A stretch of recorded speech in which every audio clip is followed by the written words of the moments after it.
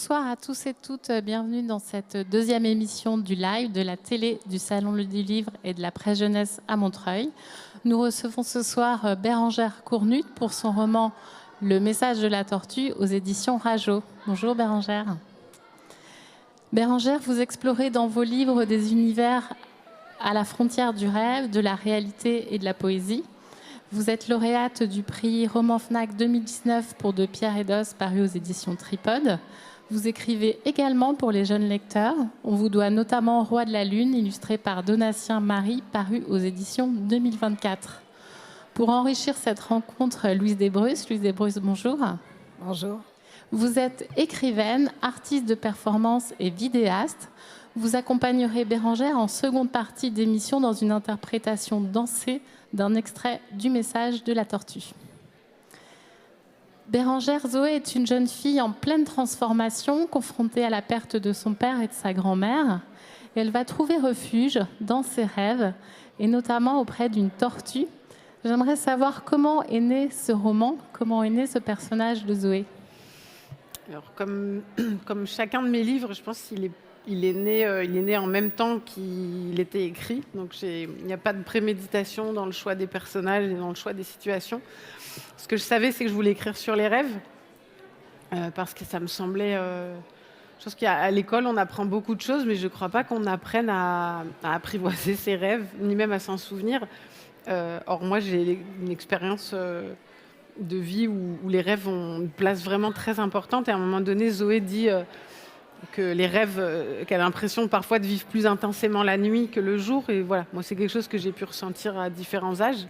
Et voilà, je trouvais ça intéressant d'essayer d'en parler aux enfants. Et voilà, c'est ajouté à ça la question du deuil aussi, qui m'est aussi assez naturelle. Puis celle de l'entrée en sixième. Enfin, voilà, j'écris souvent des livres initiatiques. Et là, effectivement, les thématiques se tressent en fait les unes avec les autres. Et c'est comme ça que Zoé est apparue. Il y a une fluidité donc, entre le rêve et la réalité, et notamment avec cette tortue assez fantastique, qu'on retrouve d'ailleurs dans la superbe couverture illustrée par Marine Schneider, donc cette tortue, cette île, et aussi avec la silhouette du père absent. Je voulais savoir comment était née cette tortue dans votre imaginaire et comment vous avez pensé à établir ce lien entre son espace de rêve et cette réalité, ce quotidien. Ben, comme souvent, c'est aussi une image et un animal qui m'est venu de façon instinctive. Et c'est seulement une fois que le livre est écrit, publié, voire présenté, parce qu'en fait, là, c'est vrai que j'ai relu le livre pour préparer cette émission et le salon. Et c'est vrai qu'en fait, je n'avais jamais cherché à formuler les raisons pour lesquelles j'ai choisi la tortue. Et en fait, je crois que ça y est, je crois que j'ai un peu compris, c'est que c'est un animal archaïque, ancien, qui est symbole de sagesse et de lenteur, quand même dans pas mal de cultures, pas nécessairement la nôtre. Et malgré tout, je pense qu'en fait, on le ressent, la vision de la tortue, on ressent un peu ça. Et tout à l'heure, vous avez dit que Zoé trouve refuge dans ses rêves. Elle finit par trouver refuge dans ses rêves. Mais au début, il y a quand même plutôt comme une part sauvage et un peu effrayante qu'endosse cette tortue. Et je pense qu'elle symbolise aussi pour Zoé la lenteur du travail du deuil. Et peut-être, voilà, c'est peut-être tout ça qui s'est faufilé entre la tortue, entre la carapace et l'animal, et qui finit par constituer l'univers psychique de Zoé. Et cette tortue, d'ailleurs, on va la retrouver dans une démarche artistique, dans une création théâtrale, puisque sa professeure de français va lui suggérer d'aller peut-être plus loin dans cette dimension onirique et va transformer ce rêve en réalité par une création théâtrale. Est-ce que vous pouvez aussi nous dire quelques mots sur cette démarche-là ? C'est pareil, je l'avais pas trop anticipé, mais je crois que vous avez raison, c'est qu'en fait les deux choses s'articulent. C'est-à-dire qu'à un moment donné, ce qui se produit dans les rêves est difficilement transmissible aux autres, et que peut-être que l'art sert à ça en fait justement. C'est-à-dire que si Zoé, elle est incapable de parler de ses rêves à ses proches, que ce soit sa famille ou son amie Louise, elle n'arrive pas à leur parler de ses rêves. Quand elle essaye, elle échoue. Les autres n'entendent pas ce qui se passe. Et finalement, le théâtre vient presque comme un moyen médium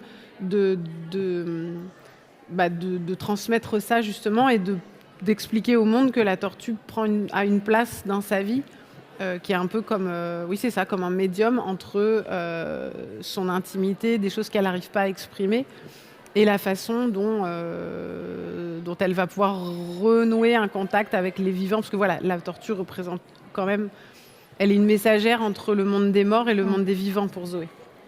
Et le fait de pouvoir mettre la tortue sur scène, peut-être que ça l'aide à rétablir une communication entre ces différents mondes. Peut-être que c'est ça. Je sais pas. Bien. Louise, vous allez accompagner Bérangère tout à l'heure sur le plateau pour une lecture dansée. Vous travaillez sur cette question du corps et du mouvement dans le rapport à l'écriture et à la lecture. Comment votre univers a-t-il rencontré celui de Bérangère, et notamment peut-être sur ce texte? Ça fait déjà quelques années qu'on se croise et qu'il y a des résonances fortes. Donc quand Bérangère m'a dit « Est-ce que tu veux danser ?» J'ai même pas réfléchi, j'ai dit oui. Et puis après, j'ai découvert qu'il y avait une Louise dans le texte. Oui, j'avais oublié que l'amie de Zoé s'appelait Louise, mais donc on a été très heureuse. Et puis il y a cette tortue, ce message de la tortue, et c'est vrai que pour pouvoir danser, moi j'ai dansé tardivement dans ma vie, mais vraiment très tardivement, même si j'avais pratiqué avant, mais danser en public, c'est venu très tard. Et il a fallu pour ça que je revoie un moment de ma vie, que me revienne en demi-sommeil, donc plutôt dans le domaine du rêve, un moment de ma vie où je suis dans le jardin de mes grands-parents, dans lequel il y a une tortue. Je ne l'avais pas dit. Voilà, ça m'est revenu là en t'écoutant. Et quand j'ai dansé ma première création, pour moi, le sol ne pouvait être qu'une tortue pour que je puisse danser. Donc j'ai invité une immense tortue dans l'espace circulaire dans lequel je dansais. Et ça a été mon soutien pour ma première rencontre publique avec la danse. Ce qui est quand même drôle, puisque je le découvre en même temps que vous, et c'est précisément le premier rêve de Zoé, c'est précisément celui-là. Elle marche sur une tortue, elle ne le sait pas encore. Ouais. Et pareil, de la même manière que tu l'as dit, je découvre après coup pourquoi je fais les choses. Il y a vraiment ce lien donc, entre le rêve, la réalité et la démarche artistique. Je voulais vous poser aussi une question pour faire écho au texte. Zoé, à la fin du texte, dit « Faire confiance à ses rêves pour rendre la vie plus belle ». Pensez-vous qu'en effet, il est nécessaire d'être attentif à ses rêves pour avoir une vie plus riche, en tout cas d'être ouvert à cette dimension onirique? Je pense qu'on peut faire sans, mais si on a la chance de pouvoir se souvenir de ses rêves et d'accepter de regarder les choses parfois pas très agréables qui nous présentent, je pense qu'en fait, les rêves synthétisent la vie de façon différente. Ils donnent un autre éclairage en fait sur la vie. Et c'est pas un refuge en soi, mais ça peut le devenir parce que je pense que ça peut pointer des choses que le cerveau éveillé n'est pas capable de voir. Et voilà, je pense que du coup, voilà, encore une fois, on peut faire sans, mais si on peut faire avec, il me semble que ça peut être très utile, très très utile. Louise, il me semble également, vous me disiez que le rêve alimente énormément votre quotidien, votre rapport au monde, à l'écriture également. J'aime beaucoup rêver éveillé, et c'est vraiment une pratique. Hein. Et puis aussi, dans le monde entier, il y a des peuples pour qui le rêve est d'une importance extrême pour la survie du peuple tout entier. Je pense que dans nos terres, de là où nous vivons, nos territoires, ça a longtemps été le cas, et ça n'est que très récemment que le rêve a été déconsidéré. Et je suis tellement contente qu'il y ait des livres qui apprennent aux enfants que rêver, c'est important, ça nourrit, ça aide.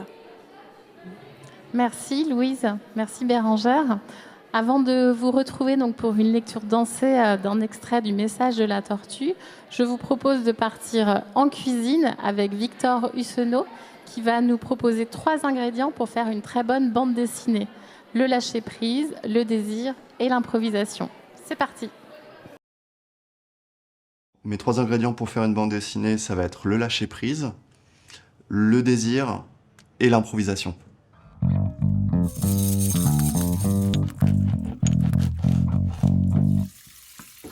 Mon premier ingrédient, c'est le lâcher-prise.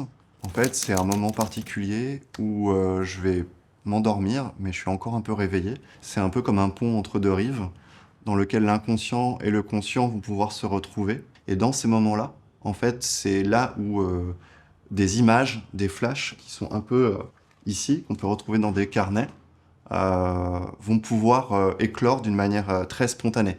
C'est un moment où en fait je vais souvent éteindre la lumière puis la rallumer pour noter quelque chose dans le carnet, puis ensuite recommencer, rééteindre et rallumer, et à un moment ça se calme. Donc ça c'est les premières étapes qu'il y a à peu près régulièrement dans chacun des livres que je commence. Et petit à petit je mets tout bout à bout et je jongle entre mon imaginaire conscient et inconscient pour vraiment le raccorder et créer un truc cohérent, un livre cohérent. Mon deuxième ingrédient, ça va être le désir pour entretenir la flamme de la création.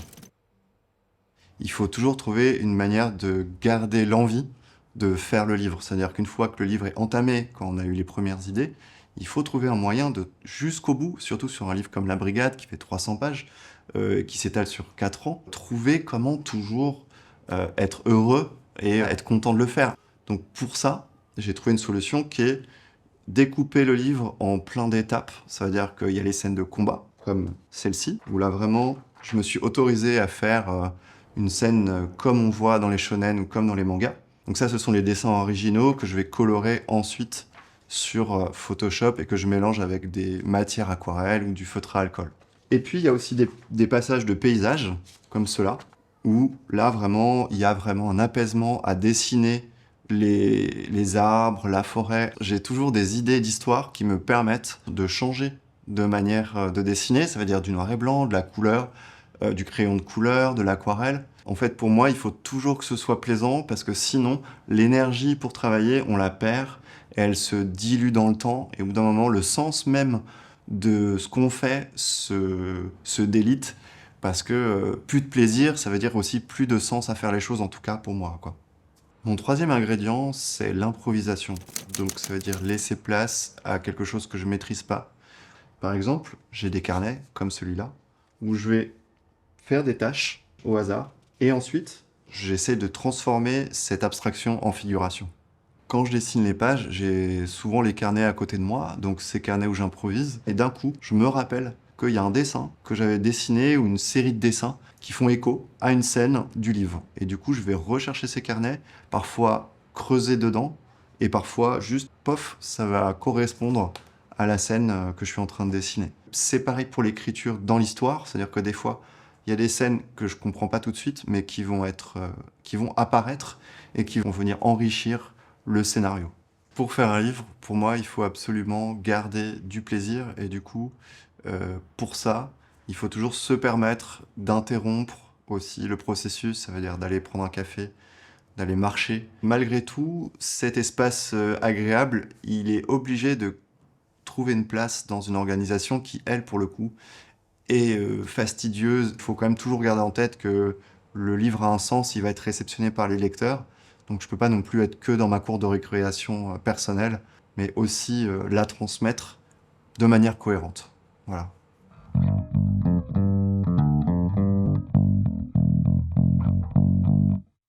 De retour sur le plateau, nous allons découvrir un extrait dansé du message de la tortue. C'est parti.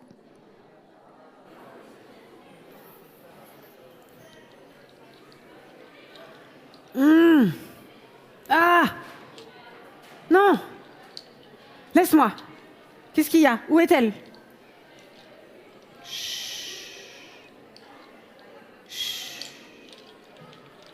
Tout va bien, ma grenouille. Je suis là. Tu as fait un cauchemar. Ma mère est assise sur mon lit, en t-shirt et en culotte, les cheveux en bataille. La lumière du couloir est allumée et dessine un rectangle jaune sur le plancher de ma chambre. Je vois bien que je suis à la maison et non sur une plage. Mais la tortue est encore là, immense, avec son regard placide. Ma mère me tient par les épaules. Je voudrais me débattre, sortir de là, mais mon corps ne répond pas.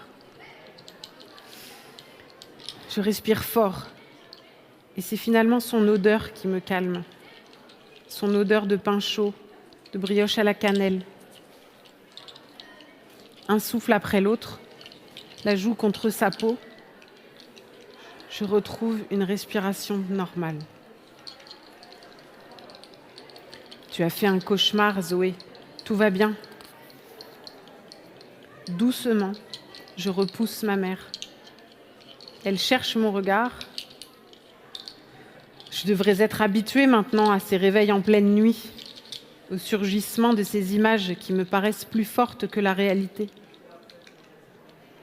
Ma mère devrait être habituée, elle aussi, et ne plus s'en préoccuper. Pourtant, à chaque fois, patiemment, elle vient. Elle interrompt ses nuits pour poster son corps près du mien et ramener mon esprit dans notre maison. Réveillée par mes cris, comme d'habitude, ma sœur ronchonne. Notre mère se lève et glisse vers sa chambre. Je l'entends qui chuchote à l'oreille de Zélie. « Dors, choupette, c'est le milieu de la nuit. » Elle l'embrasse, puis repasse la tête par ma porte. Je lui fais signe que tout va bien. La lumière du couloir s'éteint, le rectangle jaune se dissipe. Je reste seule avec ma vision. J'étais sur une plage, une grande plage, sans autre horizon que la mer, avec une forêt derrière.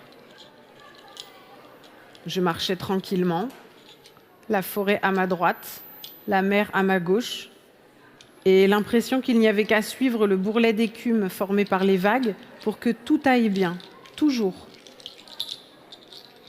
Puis sans que je comprenne pourquoi, la surface du sable mouillé commençait à se fractionner en plaques qui se mettaient à bouger sous mes pieds. Au début, ça me faisait le même effet que la plateforme au milieu des bus articulés, et je trouvais ça drôle. Mais au bout d'un moment, les plaques se soulevaient comme des écailles. Je perdais l'équilibre et je tombais. Certaine que je devais suivre ce chemin, je remontais sur les plaques de sable, maintenant entrechoquées. Toujours plus haute, elles progressaient le long du bourrelet d'écume. J'avais le sentiment qu'elles voulaient cheminer à ma place et que j'allais rester là, toute seule, abandonnée. Alors je me mettais à courir. J'essayais désespérément de sauter sur la butte et de m'y maintenir comme sur le dos d'un chameau, mais impossible, je retombais toujours. Jusqu'à ce que la butte enfle et s'éventre complètement, laissant émerger une carapace. Je comprenais enfin que les plaques de sable mouillé étaient de vraies écailles et que, à force d'avoir voulu grimper dessus, j'avais déséquilibré la marche souterraine d'une tortue géante. Et maintenant, c'était trop tard. Dans un mouvement infiniment lent, elle était en train de s'élever sur ses pattes arrière, elle allait basculer et m'écraser comme une crêpe, alors je me suis mise à crier. Et c'est à ce moment-là que maman m'a réveillée. Depuis plusieurs minutes déjà, la chambre est replongée dans le noir. La sensation de ce corps gigantesque qui menace ma poitrine persiste, mais la peur est passée, je crois.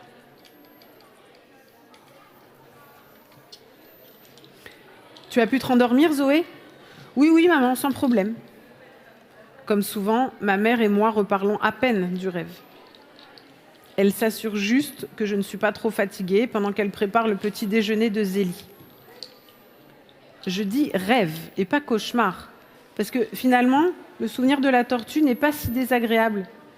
Bien sûr, elle a failli m'écraser et j'ai eu peur. Mais je suis assez fière d'avoir pu contempler une telle créature. En hissant mon cartable sur mon dos, je repense à elle. Elle était puissante, déterminée. Et même s'il n'y avait pas moyen de tenir sur son dos, c'était une rencontre exceptionnelle. À l'arrêt de car, l'image de la tortue se dissipe. Louise est là. Sans me dire bonjour, Mon ami me demande si j'ai bien révisé l'anglais et si, à mon avis, le remplaçant de la prof de français ne mijote pas quelque chose. À tous les coups, on va avoir une interro surprise. Ces temps-ci, chaque matin, Louise me bombarde de questions. Je sais que c'est pour ne pas parler de ce qui la soucie vraiment. Elle est triste en ce moment, car ses parents divorcent. Je la surprends parfois qui pleure en sortant de chez elle ou en rentrant le soir. Mais elle ne veut pas qu'on en parle, et encore moins devant les autres. C'est un secret entre elle et moi. De mon côté, même si c'est moins grave que Louise, des choses me tracassent aussi. Depuis qu'on est entré au collège, il y a un garçon qui me plaît bien dans la classe, Driss. J'aimerais être son amie, mais je ne sais pas trop si lui a envie. Parfois, il est sympa, et d'autres fois, très bête, presque méchant. En plus, mon ancienne copine, Aude, a dû remarquer quelque chose, car elle ne rate aucune occasion de se moquer de moi quand Driss est dans les parages. Je ne sais pas ce qui lui arrive à elle, mais le collège ne lui réussit pas. Hein. Comme si le fait d'avoir un frère en 5e et une sœur en 3e lui donnait tous les droits, surtout celui d'être une peste. Avec tout ça, certains soirs, j'ai le cœur rempli d'inquiétude. Je regrette un peu l'école primaire et notre institutrice, Suzanne, qui avait toujours une solution à nos soucis lorsqu'on se confiait à elle dans la cour. Là, au collège, j'ai l'impression d'être bousculée, regardée. Ce n'est pas confortable. Avec Louise, avec Driss, avec Aude en cours, avec les différents profs, les nouvelles matières, en tout, j'ai peur de mal faire et de paraître idiote. Pire encore, j'ai peur de me perdre dans les couloirs. Il faut être attentif en permanence et faire semblant que toutes ces nouveautés sont normales, ça m'épuise. Alors le soir, quand je me couche, je ressens comme un vertige. Je pense à tout ce qu'il s'est passé dans la journée et ça fait des nœuds dans ma tête. Le sommeil tarde à venir et lorsque je bascule enfin, c'est souvent l'esprit en vrac. En revanche, j'adore ce qu'il se passe ensuite. Mon cerveau fait de la bouillie avec mes problèmes et crée des rêves complètement fous. Bien sûr, certains d'entre eux me font peur, mais je crois qu'ils me font du bien aussi, parce qu'ils me libèrent de mes inquiétudes. Ils orientent mes pensées vers d'autres images que celles du collège. Et lorsque je me réveille, j'ai l'impression d'être toute neuve, comme nettoyée de mes contrariétés. D'ailleurs, depuis que je suis petite, maman adore le répéter. Zoé, elle se réveille toujours contente. Et c'est vrai. Et ce qui me rend carrément euphorique, c'est quand mes rêves me transportent auprès des gens que j'aime le plus au monde, dans des lieux qui me sont chers. Parmi les endroits qui reviennent régulièrement, il y a la maison où on vivait tous ensemble avec mon père quand il était encore là.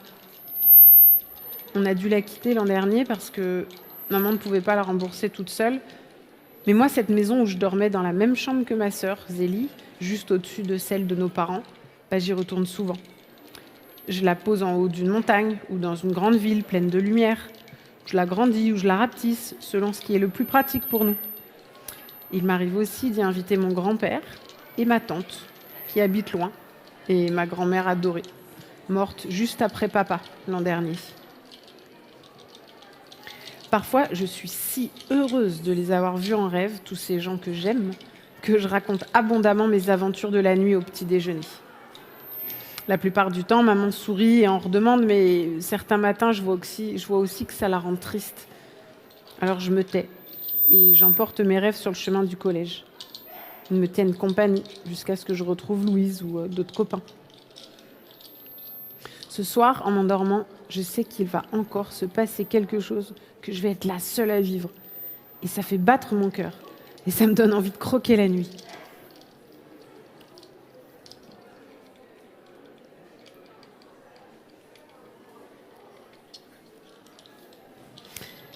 Ça y est, c'est les vacances. Comme chaque printemps, maman nous a envoyés, Zélie et moi, dans la famille de notre père, à la campagne. La maison est celle dans laquelle il a grandi avec ses parents et sa sœur, qui est revenue s'y installer après la mort de mémé Titine. Elle est gentille, tante Alix. Elle dit à tout le monde qu'elle avait toujours rêvé de reprendre l'épicerie du village, fermée depuis des années, Mais on sait très bien qu'elle s'est installée là pour ne pas laisser Pépé tout seul. Quand je lui demande si c'est vrai qu'elle a rêvé de cette épicerie, elle sourit en disant « C'est une expression, ma belette ». Et elle reprend sa pile de boîtes de conserve, entre les confitures et les sacs de litière pour chat. Avec ma tante non plus, je ne suis pas très à l'aise pour parler de mes rêves. Mais ça ne fait rien, parce que les journées sont si belles ici. Zélie et moi sommes libres d'aller où bon nous semble, dans le village et ses alentours. Pas très loin de la maison, il y a une mare qu'on aime bien et où papa pêchait souvent lorsqu'il était enfant. Nous, on y cueille des joncs qu'on tresse en radeau, on y lance des cailloux pour disperser les bancs d'alevin, on enfonce nos bottes dans la vase. Du haut de ses 4 ans et demi, Zélie a tout un tas d'idées sur qui habite cette mare. Des fées durant la nuit, des sirènes durant la journée, et qui ne s'entendent pas du tout, paraît-il. Je ne contrarie jamais Zélie quand elle raconte des choses invraisemblables. D'abord parce que ces histoires me font rire, ensuite parce que j'aime la façon dont ma petite sœur impose sans complexe l'existence de ces mondes imaginaires. Moi, je me sens toujours dans un entre-deux. Les rêves de la nuit me ravissent, mais ils me rendent distraite le matin. Dans la journée, je suis rattrapée par la vie réelle et au bout du compte, j'ai du mal à tresser les deux dans ma tête.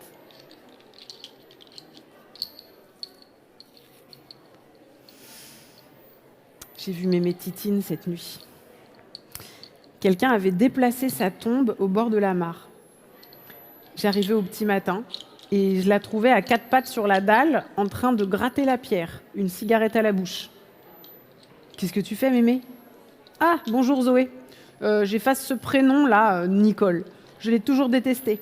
Je voudrais graver Mémé Titine à la place. » Dans le rêve, je suis si heureuse de revoir ma grand-mère. Elle a l'air joyeuse, en forme. Elle fume, comme avant la mort de papa. On discute un peu et je comprends qu'elle le voit régulièrement, qu'il revient souvent pêcher à la mare. C'est pour ça qu'elle a demandé qu'on mette sa tombe ici, plutôt qu'au cimetière près de l'église. Je lui demande si moi aussi j'ai une chance de le voir, mais Mémé Titine ne répond pas. Elle fait chut avec le doigt et me montre le centre de la mare. Quelque chose est en train de sortir de l'eau. Je sais très bien ce que c'est. Je n'ose pas le dire car j'ai peur que Mémé Titine soit fâchée en découvrant ma grosse tortue. Et je n'ai pas décidé de l'amener ici, moi, c'est elle qui me suit toute seule désormais partout où je vais. On voit d'abord sa carapace émerger. Je crains qu'elle envahisse toute la mare, qu'elle la fasse disparaître même, car alors mon père ne viendra plus et Mémé Titine sera triste. J'ai si peur, je me sens tellement horrifiée par ce que je suis en train de faire que je me réveille en sursaut, les bras et les jambes tétanisés. Zélie est dans le lit à côté de moi. Elle me tapote le cou. Je ne sais pas si dans son sommeil, elle cherche à me faire taire ou à m'apaiser. Finalement, je me pelotonne contre le corps de ma sœur et me rendors.